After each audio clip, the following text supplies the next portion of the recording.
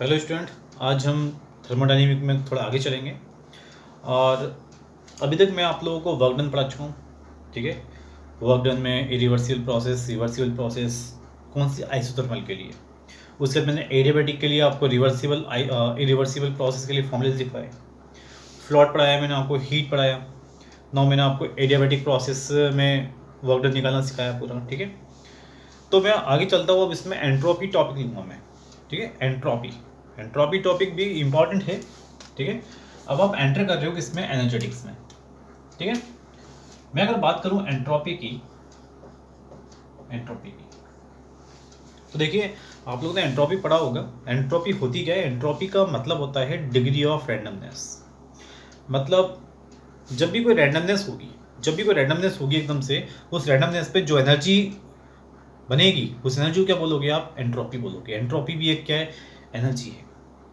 ठीक है, रैंडमनेस ज़्यादा होगी, ज़्यादा एनर्जी होगी। किसकी एनर्जी ज़्यादा होगी? रैंडमनेस की एनर्जी ज़्यादा होगी, उसका बोलोगे एंट्रोपी ज़्यादा होगी सर। ठीक है ना? तो ये सिंपल मीनिंग है एंट्रोपी का। एंट्रोपी का मीनिंग होता है degree of randomness. Degree of randomness. ठीक है, ये एंट्रोपी है। एंट्रोपी को आप किससे डिनोट करते हो? एस से, क्योंकि ये एक स्टेट फंक्शन होता है। स्टेट फंक्शन है इसलिए आप इसको डेल्टा एस से डिनोट करोगे। आप इसमें चेंज निकाल सकते हो। ठीक है, और एक चीज़, ये एक एक्सटेंसिव प्रॉपर्टी है। एक्सटेंसिव प्रॉपर्टी मैंने बताया था, जितनी भी तरह की एनर्जीज होंगी सब एक्सटेंसिव प्रॉपर्टी होंगी। तो ये मेरे पास क्या है? Delta S, entropy. ये एक एनर्जी है, तो ये कौन सी प्रॉपर्टी होगी? Extensive property. ठीक है, तो मैं आगे अब इसमें एंट्रोपी के बारे में बताऊंगा। एंट्रोपी के फॉर्मूलेस के बारे में बाद में बात करेंगे। सबसे पहले इसका एक्चुअल मीनिंग समझते हैं। ठीक है, कुछ एग्जांपल्स मैं आपको देता हूँ, हम जज करेंगे इसमें। ठीक है, देखिए बता दें।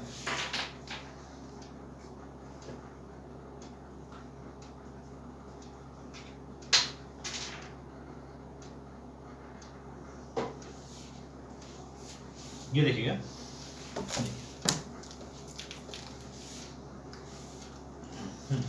देखिए, मान लीजिए मैं अगर आपसे बोलूँ, मैंने गैस लिया, लिक्विड है मेरे पास और सॉलिड है। ठीक है, मैं अभी कोई फॉर्मूले पे बात नहीं कर रहा, मैं केवल एक लॉजिक पे बात कर रहा हूँ। मेरे पास गैस है, लिक्विड है और सॉलिड है।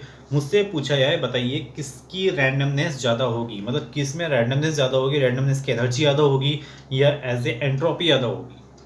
तो आप बता सकते हैं गैस, लिक्विड, सॉलिड में एंट्रोपी ज़्यादा किसकी होगी? एंट्रोपी ज़्यादा होगी किसकी? गैस की। क्योंकि गैस के पार्टिकल्स के बीच में इंटरमॉलिक्यूलर फोर्स बिल्कुल नेग्लिजिबल होते हैं, तो उनका रैंडम मोशंस होता है। रैंडम मोशंस होगा, रैंडमनेस बढ़ेगी, रैंडमनेस बढ़ेगी, उसकी डिग्री बढ़ेगी, डिग्री बढ़ेगी तो एंट्रोपी क्या होगी? ज़्यादा होगी। तो कोई आपसे बोले इसको कंपेयर करो, तो गैस, लिक्विड, सॉलिड में किसकी एंट्रोपी ज़्यादा होगी? गैस की, फिर लिक्विड की, फिर किसकी? सॉलिड की। ठीक है, ये एंट्रोपी का ऑर्डर है इसमें। समझ में आया आपको? दूसरा मैं अगर आपसे बोलूँ इसमें, बताइए कॉल, ग्रेफाइट और डायमंड। कॉल, ग्रेफाइट, डायमंड, इसमें आप एंट्रोपी का ऑर्डर बताइए। ठीक है, तो अब मैं आपको बताया था, आपने सॉलिड स्टेट पढ़ा होगा। सॉलिड स्टेट के अंदर दो तरह के क्रिस्टल्स मिलते हैं आपको। सॉलिड दो तरह के सॉलिड होते हैं आपके। एक होता है एमरफस, एक होता है क्रिस्टलाइन। सॉलिड की बात करो, सॉलिड दो टाइप का होता है, एक होता है एमरफस और एक होता है क्रिस्टलाइन। एमरफस की बात करें, एमरफस सॉलिड का अरेंजमेंट जो होता है वो इरेगुलर होता है, और जो क्रिस्टलाइन होता है उसका अरेंजमेंट रेगुलर होता है। तो आप ये बताइए, कौन से पैटर्न में आपको लगता है, रेगुलर में या इरेगुलर में, कौन से पैटर्न में रैंडमनेस ज़्यादा पाई जाएगी? इरेगुलर में। और इरेगुलर कौन सा है आपका? एमरफस। ठीक है, तो यहाँ पे आपको ये ध्यान देना पड़ेगा, कार्बन के जो एलोट्रॉप्स होते हैं दो कैटेगरी में होते हैं। एक होता है कौन सा? क्रिस्टलाइन, और एक होती है कैटेगरी कौन सी? एमरफस। ठीक है, क्रिस्टलाइन में मिलते हैं आपको डायमंड, ग्रेफाइट, फुलरेंस। और एमरफस में कार्बन के एलोट्रॉप्स कौन कौन से मिलेंगे आपको? Coal, coke, charcoal, lamp black, ये सब किसमें मिलेंगे आपको? एमरफस। कहने का मतलब, इनका इरेगुलर अरेंजमेंट होगा किसका? कॉक का, या फिर आपके कॉल का, या फिर किसका? आपके चारकोल का, लैम्प ब्लैक का। इन सब का इरेगुलर स्ट्रक्चर होगा, उस वजह से इनकी एंट्रोपी ज़्यादा होगी। ठीक है ना।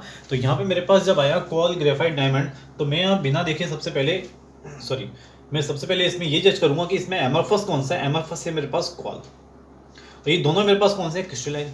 तो कहने का मतलब कॉल की एंट्रोपी तो क्या होगी, सबसे ज़्यादा होगी। उसके बाद अगर बात करूँ मैं ग्रेफाइट डायमंड की, तो ग्रेफाइट का स्ट्रक्चर पता होगा, क्लियर स्ट्रक्चर्स होता है, जबकि डायमंड का स्ट्रक्चर होता है जाइंट इंटरलॉकिंग स्ट्रक्चर्स। तो सबसे ज़्यादा रैंडमनेस किस में मिल सकती है आपको, ग्रेफाइट में। किसके कंपेयर में, डायमंड के कंपेयर में। तो यहाँ पे रैंडमनेस का ऑर्डर या एंट्रोपी का ऑर्डर क्या बोलोगे, 1 2 और फिर 3। एनी प्रॉब्लम कुछ इसमें, ठीक है। तीसरा आता हूँ मैं, मान लीजिए मुझे क्वेश्चन दिया गया इस तरह का, O2, ठीक है, CO2, SO3, इनके बीच में कंपेयर करने दिया गया मुझे O2, CO2, SO3 और CH4। इसमें एंट्रोपी ज़्यादा किसकी होगी, एंट्रोपी ज़्यादा किसकी होगी। अब देखिए ये भी एक मॉलिक्यूल्स है मेरे पास, ये भी मॉलिक्यूल्स है, ये भी मॉलिक्यूल्स है, ये भी मॉलिक्यूल्स है, ठीक है। मॉलिक्यूल्स है, लेकिन मॉलिक्यूल्स किससे मिलकर बनाए, एटम से मिलकर बनाए। ये पता होगा जब ये कोई गैसेस जब मूव करती है तो मॉलिक्यूल्स बहुत सारे मॉलिक्यूल्स होते हैं, एवोगाड्रो नंबर में मॉलिक्यूल्स होते हैं। जैसे कि 5 मोल लोगे तो 5 × Na इतने मॉलिक्यूल्स, तो मॉलिक्यूल्स टाइप करते हैं। अब मॉलिक्यूल्स में जितने एटम होंगे उतने ज़्यादा एटम्स टाइप करेंगे आपस में, करेंगे। तो यहाँ पे याद रखना रैंडमनेस का ऑर्डर डिपेंड करेगा कि वो मॉलिक्यूल्स कितने एटम रख रहा है। कहने का मतलब कि अगर एटम ज़्यादा होंगे, इसमें एटम ज़्यादा होंगे तो रैंडमनेस ज़्यादा होगी।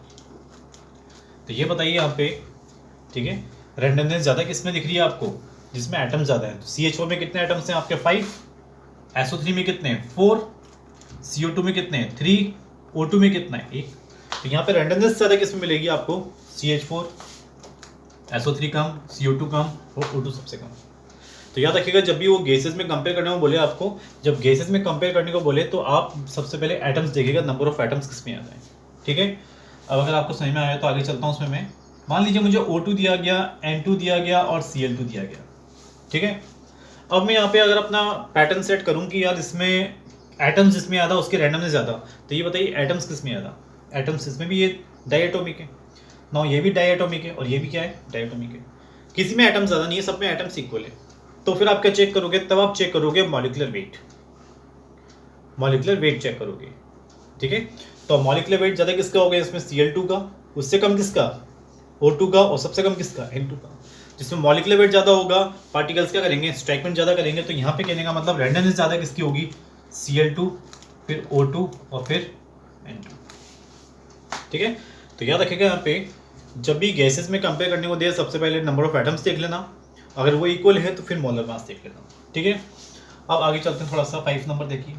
एक क्वेश्चन दिया गया मुझे, C+O2 से बनता है CO2। अब तो उसने केमिकल रिएक्शंस की बात कर दी। जब केमिकल रिएक्शंस की बात करिए तो उसने कार्बन दे रखा है, किसमें, गैस में दे रखा है, O2 भी गैस में है आपका, और CO2 बन रहा है गैस में बन रहा है, ठीक है। कार्बन गैस में कैसे होगा, सबलाइन क्या होगा, कोई इशू नहीं ऐसा, ठीक है। तो यहाँ पे जब केमिकल रिएक्शंस मिले आपको, तो केमिकल रिएक्शंस में जज कैसे करोगे आप, ये देखना रिएक्टेंट की तरफ गैस के मोल्स कितने, गैस का 1 मोल गैस का ये रहा और 1 गैस का मोल ये रहा, मतलब ओवरऑल मोल कितने हैं, गैस के 2 मोल, और प्रोडक्ट में कितने गैस के मोल हैं, 1। तो ये बताइए 2 मोल गैस के कन्वर्ट किस में हो रहे हैं, 1 मोल गैस में। तो रैंडमनेस बढ़ेगी कम होगी, अब गैस के मोल कम हो गए, इसका मतलब क्या, रैंडमनेस कम हो गई। पहले 2 मोल थे उसमें ज़्यादा रैंडमनेस रही होगी, और जब बाद में 1 मोल बन गया तो उसकी रैंडमनेस क्या होगी, कम होगी।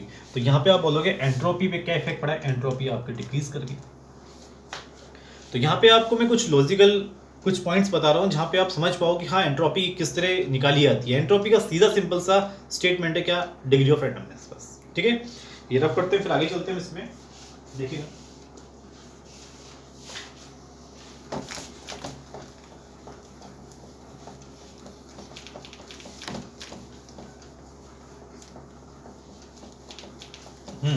अब देखिए, अभी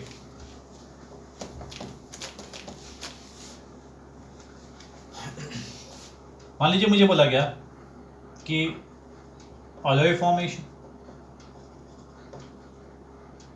ideal solution, non ideal solution, vaporisation, ठीक है, वेपराइजेशन, या आपके boiling of an egg, boiling of an egg, stretching of rubber, ये कुछ ऐसे पॉइंट्स हैं जो मैं देखे हैं क्वेश्चंस आते हुए एग्जाम में, ठीक है। अलॉय फॉर्मेशन का मतलब क्या है? अलॉय फॉर्मेशन मतलब आप अलॉय फॉर्मेशन में करते क्या हो, सम टाइप्स ऑफ काफ़ी मेटल्स होते हैं आपके पास, उस मेटल्स को मिक्स करते हो। मिक्स कर रहे हो तो क्या होगा? रैंडमनेस बढ़ेगी। आप कुछ भी मिक्स करो, जहाँ आपने मिक्स करना शुरू किया तो वहाँ पे रैंडमनेस बढ़ेगी। और यही हल होता है किसका? सॉल्यूशन का। सॉल्यूशन कैसे प्रिपेयर करते हो आप सॉल्यूट लेते हो, सॉल्वेंट लेते हो, दोनों को मिक्स करते हो। सॉलिड सॉल्वेंट दोनों को मिक्स करोगे आपस में, ठीक है, तो रैंडमनेस क्या होगी? बढ़ेगी। तो अलॉय फॉर्मेशन करो तब भी एंट्रोपी बढ़ना है। सॉल्यूशन भले आइडियल हो तब भी सॉलिड सॉल्वेंट को मिक्स करना पड़ता है, और नॉन आइडियल हो तब भी क्या होता है? सॉलिड सॉल्वेंट को मिक्स करना पड़ता है। तो याद रखना, सॉल्यूशन कोई सा भी बनाओ आप, सॉल्यूशन कैसा भी बनाओ आप, ठीक है, मिक्स तो करना पड़ेगा आपको सॉलिड और सॉल्वेंट को, तो एंट्रोपी इसमें बढ़ेगी ही सही, ठीक है। अब बात करें हम वेपराइजेशन की, तो वेपराइजेशन का मतलब होता है किसी लिक्विड का किसी वेपर्स में कन्वर्ट होना। लिक्विड गैस में कन्वर्ट हो रहा है, तो मतलब रेंडमनेस का इफेक्ट बढ़ रहा है कम हो रहा है? बढ़ रहा है, ठीक है। तो यहाँ पे आप बोल सकते हो वेपराइजेशन में क्या होगा? वेपराइजेशन में भी एंट्रोपी बढ़ेगी। बॉइलिंग ऑफ एन एग, हमें लगता है कि जब आप किसी एग को बॉईल करते हो तो उसके अंदर का जो वाइट जो फ्लूइड्स होता है वो जम जाता है, ठीक है, एज ए सॉलिड फेस में आ जाता है, ठीक है, तो इसकी एंट्रोपी कम होना चाहिए। लेकिन ये एक्चुअल में इसकी एंट्रोपी बढ़ती है, और इसका रीज़न दिया गया है प्रोटीन्स का डीनेचुरेशन होना, ठीक है। जो एग में प्रोटीन्स होता है उसका डीनेचुरेशन होता है जब भी आप उसको बॉईल करते हो। तो इस केस में याद रखना, जब एग को आप बॉईल करोगे तो उसमें एंट्रोपी आपके कम नहीं होगी, बढ़ेगी, ठीक है। ये कुछ ऐसे एग्जाम्पल्स हैं जो एग्जाम्पल्स पूछे आते रहते हैं, ठीक है। स्ट्रेचिंग ऑफ रबर की बात करें, स्ट्रेचिंग ऑफ रबर का मतलब है किसी रबर को खींचना। जब किसी रबर को आप खींचते हो तो उसके पार्टिकल्स फिक्स पोजीशंस में आ जाते हैं। पहले वो पास पास रहते हैं तो कोलाइड कर सकते हैं, लेकिन जब खींचोगे तो फिक्स पोजीशंस में आ जाएंगे, और फिक्स पोजीशन में आने पर उनकी रैंडमनेस कम हो जाएगी। तो यहाँ एंट्रोपी आप बोलोगे सर एंट्रोपी यहाँ कम हो गई, ठीक है। तो आपने देखा भी, मैंने केवल लॉजिकल तरीके से बताया आप लोगों को कि हाँ एंट्रोपी होती क्या है। डिग्री ऑफ रैंडमनेस है किसी को कंपेयर करना, किसकी एंट्रोपी ज़्यादा किसकी एंट्रोपी कम, या फाइंड आउट कर सकते हो, ठीक है। अब हम चलेंगे इसमें थोड़े से फॉर्मुलेस पे कि एंट्रोपी के फॉर्मुलेस कैसे बनेंगे और एंट्रोपी पे क्वेश्चंस कैसे आएंगे, ठीक है। देखिए आगे,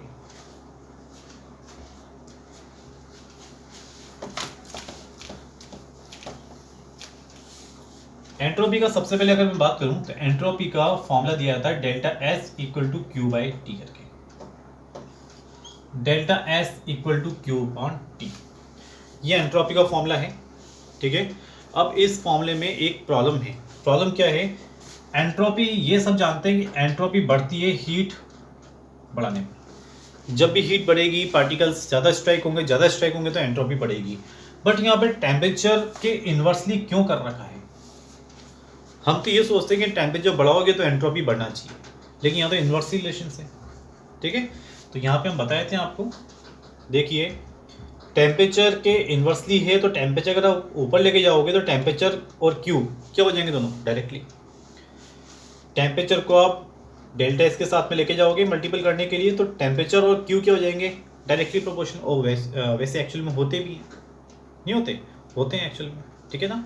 क्यू प्रोपोर्शनल डेल्टा टी हमने देखा था। और एक और चीज़, इसका टेम्परेचर से इन्वर्स रिलेशंस कैसे समझाया था मैं बताता हूँ। आप किसी कमरे में कोई गैस फिलअप करिए और उस कमरे में आप टेम्परेचर राइज करिए। टेम्परेचर जैसे राइज करेंगे, टेम्परेचर राइज किया, और टेम्परेचर राइज करने के बाद में ये जो पार्टिकल्स होंगे उन पार्टिकल्स को क्या होगा, जो टेम्परेचर डिफरेंस है उस वजह से क्या मिल जाएगी, हीट एनर्जी। और हीट एनर्जी मिलने के बाद वो आपस में क्या करेंगे, कोलाइड करेंगे। कोलाइड करते समय एक पार्टिकल जो है वो दूसरे को अपनी एनर्जी ट्रांसफर करेगा, दूसरा तीसरे को करेगा एनर्जी ट्रांसफर होते आएगा और रैंडम मोशन बढ़ते जाएगा। अब आप टेम्परेचर को स्विच ऑफ भी कर दीजिए तो उससे कोई फर्क नहीं पड़ेगा। टेम्परेचर अगर आपने बंद भी करा तो उन पार्टिकल्स को एनर्जी मिल चुकी है। जब एनर्जी मिल चुकी है तो एनर्जी कभी डिस्ट्रॉय नहीं होती, तो एनर्जी बस ट्रांसफर होती जाएगी, रैंडम मोशन बढ़ते आएगा, एंट्रोपी बढ़ती जाएगी। कहने का मतलब टेम्परेचर बंद करने पर भी, कम करने पर भी उसकी एंट्रोपी बढ़ती ही जाएगी, ठीक है। तो यहाँ पे इन्वर्स रिलेशंस इस वजह से दिया गया है यहाँ पे, ठीक है। ज़्यादा इसमें डीप में ज़्यादा सोचना भी नहीं वैसे आप लोगों को, ठीक है। थोड़ा आगे चलता हूँ उसमें मैं। ये देखिए एंट्रोपी की बात करें तो फेज ट्रांजिशन में बात करते हैं सबसे पहले। फेज ट्रांजिशन में किस तरह एंट्रोपी का आप यूज करोगे? फेज ट्रांजिशन का मतलब है जैसे कि मैं बात करें बॉइलिंग पॉइंट की बात करें, बॉइलिंग पॉइंट ब्रैकेट में वेपराइजेशन। वेपराइजेशन का मतलब होता है जब लिक्विड को आप किस में चेंज करते हो, लिक्विड को चेंज करते हो आप किस में, गैस में। गैस मतलब वेपर्स में।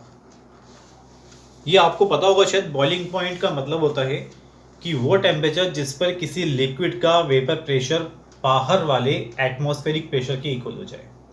कहने का मतलब बाहर वाला जो एटमॉस्फेरिक प्रेशर क्या होता है, कांस्टेंट। तो ये boiling point, freezing point, melting point जब भी आप निकालोगे ना, तो उस समय बाहर वाला एटमॉस्फेरिक प्रेशर क्या रहेगा, कांस्टेंट कितना, 180, उसी के रेस्पेक्ट में निकलेगा। तो यहाँ पे इस चीज़ को याद रखिए, यहाँ प्रेशर क्या है, जो एक्सटर्नल प्रेशर है वो कांस्टेंट है। कांस्टेंट कितना, 180। ठीक है। अब लिक्विड से गैस कन्वर्जन हो रहा है, वेपराइजेशन हो रहा है, उस समय बोला जा रहा है कि एंट्रोपी निकालो। तो एंट्रोपी किसके लिए निकालोगे, वेपराइजेशन के लिए। फॉर्मूला क्या होगा, Q/T। ठीक है, जो फॉर्मूला मैंने लिखवाया आपको। बट ये हीट किस पे होगी, ये हीट होगी किस पे, कांस्टेंट प्रेशर पे। और जब कांस्टेंट प्रेशर पे हीट हो गई तो ये बताइए, कांस्टेंट प्रेशर पे हीट, याद आ रहा है क्या कहा था मैंने, एंथैल्पी होता है। और कांस्टेंट वॉल्यूम पे हीट क्या होता है, वो होता है इंटरनल एनर्जी। कांस्टेंट प्रेशर पे हीट क्या होगी बेटा, एंथैल्पी होगी। तो डेल्टा H/T हो जाएगा। डेल्टा H क्या होगा, एंथैल्पी किसके लिए, वेपराइजेशन के लिए। और T टेम्परेचर कौन सा होगा, ये बॉइलिंग पॉइंट वाला होगा। ये देखिए आपके पास एक फॉर्मूला आ गया, delta H vaporisation equal to delta H vaporisation upon boiling point. ठीक है, कर सकते हो। तो ये मैंने बॉइलिंग पॉइंट बताया वेपराइजेशन के लिए। ठीक है, दूसरा प्रोसेस देखो, दूसरा प्रोसेस देखिए। दूसरे प्रोसेस में अगर हम बात करें यहाँ पे मेल्टिंग की बात करें, हम मेल्टिंग की बात कर लेते हैं। मेल्टिंग का मतलब होता है, क्या होता है, लिक्विफिकेशन बोल रहे, लिक्विफिकेशन होता है। मेल्टिंग का मतलब होता है लिक्विफिकेशन। ठीक है, कोई भी सॉलिड होगा, सॉलिड होगा वो किस में कन्वर्ट होगा, लिक्विड में। और मैंने आपको बताया था कि कुछ भी आप लीजिए, बॉइलिंग पॉइंट हो या मेल्टिंग पॉइंट हो या फ्रीजिंग पॉइंट हो, सभी किस पे होते हैं, सभी एक्सटर्नल कांस्टेंट प्रेशर पे होते हैं। मतलब यहाँ एक्सटर्नल प्रेशर कितना रहेगा, कांस्टेंट ही रहेगा, 180। ठीक है, तो आपसे बोलेगा मेल्टिंग के लिए आप एंट्रोपी में चेंज निकालिए। तो डेल्टा एस मेल्टिंग कैसे निकालेंगे, Q/T। बताइए Q किस पे होगा, ये हीट किस पे होगी, कांस्टेंट प्रेशर पे। और कांस्टेंट प्रेशर पे हीट किसके बराबर होती है, डेल्टा एच के। और डेल्टा एच कौन सा वाला, मेल्टिंग वाला। अपो नीचे कौन सा टेम्परेचर आएगा, मेल्टिंग पॉइंट। ये देखिए, तो घबराने की कोई जरूरत नहीं है। आप लोगों को कभी भी कोई फेज ट्रांजिशन कराए, भले वो फ्रीजिंग कराए, मेल्टिंग कराए या फिर वेपराइजेशन कराए, ठीक है, उस समय आपको अगर फेज ट्रांजिशन के समय अगर आपको एंट्रोपी चेंज निकालना है, एंट्रोपी चेंज, तो कैसे निकालोगे, उसकी एंथैल्पी ऊपर रखना।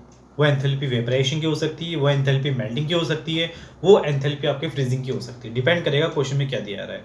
अपॉन नीचे वो पॉइंट आप रखेंगे कौन से, या तो बॉइलिंग पॉइंट या फ्रीजिंग पॉइंट या मेल्टिंग पॉइंट। ऐसे क्वेश्चन कई बार आते हैं। ठीक है, बड़े सिंपल क्वेश्चन होते हैं जिसमें बोलता है कि ना कोई मेरे पास में लिक्विड है, वो वेपराइज हो रहा है, तो उसके वेपराइजेशन एंथैल्पी समथिंग इतनी दे दी उसने, बॉइलिंग पॉइंट उसका बताया था, और पूछता है कि एंट्रोपी में चेंज कितना होगा। तो सिंपल फॉर्मूला आपके पास रहेंगे। ठीक है ना, तो फेज ट्रांजिशन के फॉर्मूला आपको पता लग गए, ये लगा सकते हैं आप क्वेश्चंस में। ठीक है, तो यहाँ कोई दिक्कत नहीं, तो आगे चलते हैं यहाँ पे। ठीक है, ये फेज ट्रांजिशन के लिए एंट्रोपी थी मेरे पास। अब आगे देखिएगा,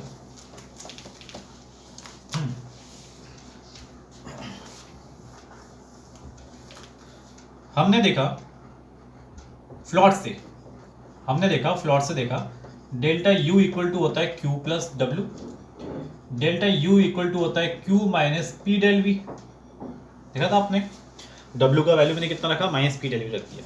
अगर मैं यहाँ से Q का वैल्यू निकालूं तो Q का वैल्यू होगा delta U plus P del V. Got it. ठीक है, Q equal to delta U plus P del V. Q equal to delta U का फॉर्मूला NCV डेल्टा T। ये देखिए, डेल्टा U का फॉर्मूला कितना रख दिया मैंने, NCV delta T plus P का वैल्यू रख देता हूं मैं NRT अपॉन V। अरे P, यहाँ पे जो P है मेरे पास प्रेशर, एज ए गैस का प्रेशर मैंने एज्यूम करके यहाँ पे उसको मैंने आइडियल गैस इक्वेशन से ओपन कर दिया एनआरटी ओपन वी करके, ठीक है। क्या रह जाएगा यहाँ पे डेल्टा वी। अब पूरी इक्वेशन में मैं टेम्परेचर का डिवाइड करता हूँ तो Q by T equal to हो गया N C V delta T upon T plus N R V dot del V. देखिए टी का डिवाइड क्या होगा, टी से टी कैंसिल हो गया होगा, ठीक है। अब यहाँ पे आप इंटीग्रेट कीजिए इस टर्म्स को, क्यू बाई टी तो क्या हो गया आपके पास, एंट्रोपी में चेंज हो गया delta S N C V. और अगर इसका आप इंटीग्रेशन करेंगे और यहाँ पे यहाँ इसका इंटीग्रेशन करेंगे तो क्या बन जाएगा एल एन टी, पता आप लोगों को L N T, T one नीचे और टी टू ऊपर, लिमिट पुट करेंगे हम इसमें भी, ठीक है। और इसमें वन अपॉन वी, ये देखिए एन आर, इसका इंटीग्रेशन अगर आप करते हैं one upon V dot del V का, ठीक है। तो मैं यहाँ लिख देता हूँ delta S equal to N C V L N T two minus L N T one. और लॉग एक्स माइनस वाई की प्रॉपर्टी क्या होती है, लॉग एक्स अपॉन वाई। तो यहाँ से इसको हम लिख सकते हैं N C V L N T two upon T one plus N R, ये देखिए इसका इंटीग्रेशन क्या होगा, इसका इंटीग्रेशन होगा एल एन वी। और जब एल एन वी होगा लिमिट कहाँ से कहाँ होगी इसकी, वी वन से वी टू, पता है ना आप लोगों को, इसकी लिमिट होगी वी वन से वी टू। तो एल एन वी, ठीक है, उसमें लिमिट रखिए तो L N V two minus L N V one और ओपन करिए तो L N V two upon V one. ये फॉर्मूला बन जाएगा L N V two upon V one, ठीक है। ये मैं मान के चल रहा हूँ कि आपको डेरिवेशन आता है, मतलब कि ये सॉल्व करना आपको आता है, तो सीधे मैंने यहाँ पे डेरिवेशन लिया है। Delta S is equal to N C V L N T two by T one plus N R L N V two by V one, ये हमेशा याद रखिए, ठीक है।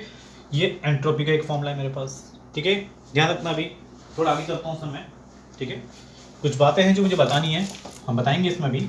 अभी इस फॉर्मूले को आप याद रखना। आपको ये भी बताए कि P one V one upon T one equal to होता है P two V two upon T two, ठीक है। तो यहां से अगर मान लीजिए मैं V two by V one का वैल्यू निकालूं, V two by V one का वैल्यू निकालूं तो कितना आएगा, P one upon P two, ये देखिए dot T two upon T one, ये देखिए V two by V one का वैल्यू मैं निकाला, कितना आएगा P one by P two dot T two by T one. और इस वैल्यू को मैं इसमें सब्स्टिट्यूट करता हूँ। यहाँ देखिए delta S is equal to N C V L N T two by T one plus N R L N, कितना रखें यहाँ पे P one by P two dot T two by T one, okay. आइए continue करते हैं। Delta S equal to N C V L N T two by T one plus N R L N P one upon P two plus L N T two by T one. ये मैंने L N X into Y, मतलब होता है L N X plus L N Y, इस property से मैंने open कर दिया, ठीक है। इसको हटाते हैं यहाँ से, रिमूव करते हैं। डेल्टा एस इक्वल टू, ये देखिए N C V L N T two by T one और N R L N T two by T one, दोनों में कॉमन क्या आएगा L N T two by T one. तो मैं लिख दूँ यहाँ पे L N T two by T one common आ गया। एन को भी कॉमन ले लें दोनों में से, देखो एन आर का मल्टीप्लाई करोगे उसमें आप, N R L N T two by T one होगा और ये होगा N C V L N T two by T one. तो कॉमन क्या आ गया N L N T two by T one, अंदर क्या बचेगा C V plus R, plus बाकी का दिया जाएगा आपके पास N R L N P one by P two, ठीक है। क्या आपको पता है ये C P minus C V equal to कितना होता है आर, और जब C P minus C V equal to R होता है, C P minus C V equal to R है, तो यहाँ पे सी पी का वैल्यू कितना होगा आर प्लस सी वी। तो आर प्लस सी वी क्या है, ये सी पी का वैल्यू है। तो delta S equal to N C P L N T two by T one plus N R L N P one by P two. इसको आप अपनी notebook में लिख सकते हैं, दोनों फॉर्मुलेस को, जो फॉर्मुले में लिखे हैं इन फॉर्मुलेस को अपनी बुक में लिखिए, ठीक है। और लिखने के बाद में क्या करना है मैं बताता हूँ उसका। देखिए ओवरऑल मेरे पास में प्रोसेस जो आया है, delta S is equal to N C V L N T two by T one plus N R L N, कितना था V two upon V one. दूसरा फॉर्मूला था मेरे पास N C P L N T two by T one plus N R L N P one by P. ये दो formulas मेरे पास आए थे, ये दो फॉर्मूलेस मेरे पास आए, ठीक है।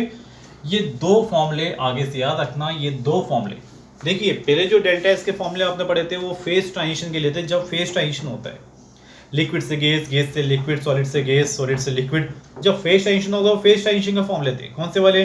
Delta S equal to delta H upon T करके, ठीक है। बट नाउ ये जो फॉर्मूले हैं, ये फॉर्मूले किसी सिस्टम के लिए, अगर किसी सिस्टम की एंट्रोपी आपसे पूछी आ रही है, किसी सिस्टम की एंट्रोपी आपसे पूछी आ रही है, नाउ अगेन वापस रिपीट कर रहा हूँ, सिस्टम की एंट्रोपी पूछी आ रही है तो आप इस फॉर्मूले को अप्लाई कर सकते हैं। इस सिस्टम की एंट्रोपी के लिए फॉर्मूले हैं, भले वो एंट्रोपी इरिवर्सिबल प्रोसेस के लिए हो या फिर रिवर्सिबल प्रोसेस के लिए, दोनों ही प्रोसेस के लिए, रिवर्सिबल या इरिवर्सिबल प्रोसेस दोनों के लिए सिस्टम की एंट्रोपी निकालने के फॉर्मूले हैं। अब डिपेंड करेगा प्रोसेस कौन सी देता है। अब जैसे मान लीजिए आपको प्रोसेस देता है आइसोथर्मल, क्वेश्चन में बोलता है कि आइसोथर्मल प्रोसेस के लिए एंट्रोपी चेंज निकालो, डेटा आपको दे रखा है। आइसोथर्मल पे कांस्टेंट क्या होता है? टेम्परेचर। तो आइसोथर्मल पे अगर टेम्परेचर कांस्टेंट है तो T1 T2 क्या हो जाएंगे? इक्वल। जब इक्वल हो गए दोनों कैंसिल हो गए, कितना हो जाएगा? 1, और ln 1 की वैल्यू कितनी हो जाएगी? 0। तो जब आइसोथर्मल प्रोसेस है तो ये T1 T2 इक्वल कितना हो गया? 1, और 1 होती है टर्म 0 हो गई पूरी, और ये भी ln 1 कितना? 0 हो जाएगा। तो आपके पास आइसोथर्मल प्रोसेस के लिए डेल्टा एस के फॉर्मूले कौन से होंगे? NR ln V2/V1 या फिर NR ln P1/V2, ये आप फॉर्मूला अप्लाई कर सकते हैं। NR ln V2/V1 या फिर NR ln P1/V2, ठीक है। अगर मान लीजिए उसने आइसोबैरिक प्रोसेस दी, कौन सी प्रोसेस? आइसोबैरिक। तो आप ये देखिए प्रेशर वाले टर्म्स में कौन सा एंट्रोपी का फॉर्मूला है मेरे पास? ये रहा। आइसोबैरिक के लिए प्रेशर कांस्टेंट, प्रेशर कांस्टेंट का मतलब P1 P2 इक्वल, और जब P1 P2 इक्वल है तो ये कैंसिल हो गया, कितना हो जाएगा? 1, और ln 1 कितना हो गया? 0। तो आपके पास फॉर्मूला क्या बचेगा डेल्टा एस का? डेल्टा एस का फॉर्मूला होगा NCP ln T2/T1, ये देखिए, ठीक है। और अगर मान लीजिए आपके पास प्रोसेस आइसोकोहरिक है, आइसोकोहरिक प्रोसेस के लिए ये टर्म 0, क्या बचेगा? NCV ln T2/T1, एंट्रोपी का फॉर्मूला। और अगर प्रोसेस आपके पास एडियाबैटिक है तो एडियाबैटिक के लिए तो बेटा Q ही 0 होता है, तो डेल्टा एस का वैल्यू कितना हो जाएगा? Q/T, मतलब Q कितना? 0, तो डेल्टा एस कितना? 0। तो किसी सिस्टम की एंट्रोपी आप निकालने जा रहे हो तो उस क्वेश्चन में देखिए क्या कांस्टेंट दे रखा है, या तो बोल के देगा आइसोथर्मल प्रोसेस, आइसोबैरिक प्रोसेस, या आइसोकोहरिक प्रोसेस, या एडियाबैटिक प्रोसेस। तो उन सारी टर्म्स के लिए आपके पास फॉर्मूले हैं, ठीक है। अब आप बोलोगे सर ये फॉर्मूले हमें याद कैसे रहेंगे? तो देखो एक टर्म्स है, वॉल्यूम के टर्म्स में जब भी आप फॉर्मूला बना रहे हो तो यहाँ पे CV आएगा, V, क्योंकि वॉल्यूम के टर्म्स में, और प्रेशर के टर्म्स में फॉर्मूला बना रहे हो तो यहाँ P आना चाहिए। तो मुझे भी ऐसे फॉर्मूले याद होते हैं, जैसे मैं याद रखता हूँ कि NCV ln T2/T1 plus NR ln V2/V1, या NCP ln T2/T1 plus NR ln P1/P2, ठीक है ना। तो आप ये फॉर्मूले यूज कर सकते हो सिस्टम के एंट्रोपी के लिए। अब इसमें थोड़ा हम आगे देखें,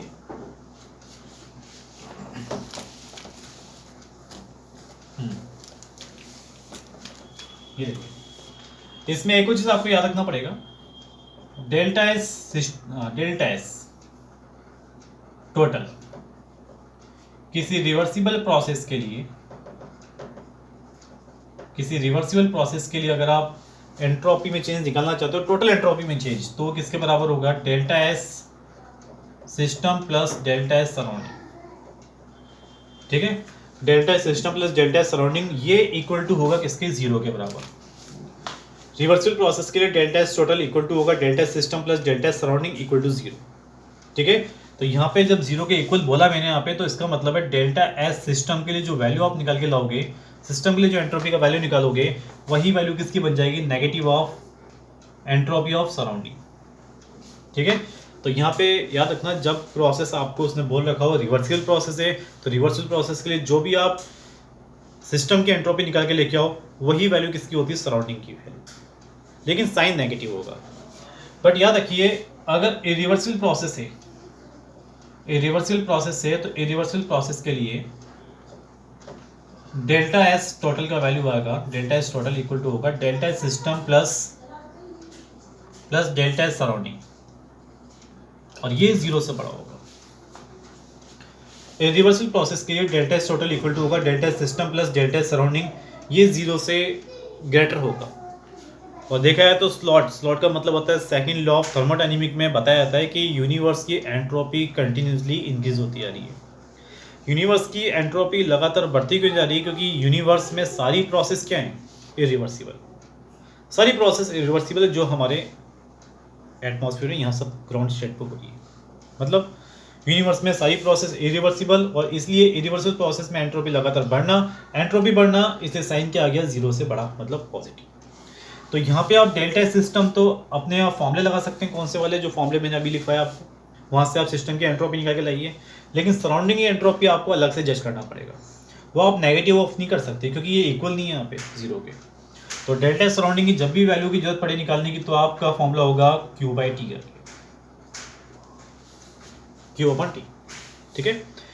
तो मेरे पास में अभी यहाँ पे फिलहाल कई क्वेश्चंस पेंडिंग हो गए, जैसे मेरे पास एडियाबैटिक वर्क के क्वेश्चंस पेंडिंग है, एंथैल्पी और इंटरनल एनर्जी में जो रिलेशंस था उसके ऊपर क्वेश्चन पेंडिंग है, और नाउ अभी हमने एंट्रोपी पढ़ा फेज ट्रांजिशन के लिए, और यहाँ पे हमने देखा ये इन सारी प्रोसेस के लिए एंट्रोपी, इसके ऊपर हमारे पास क्वेश्चन पेंडिंग है। ठीक है। तो अब हम यहाँ पे क्वेश्चंस ट्राई करते हैं, थोड़ा सा क्वेश्चन चालू करते हैं।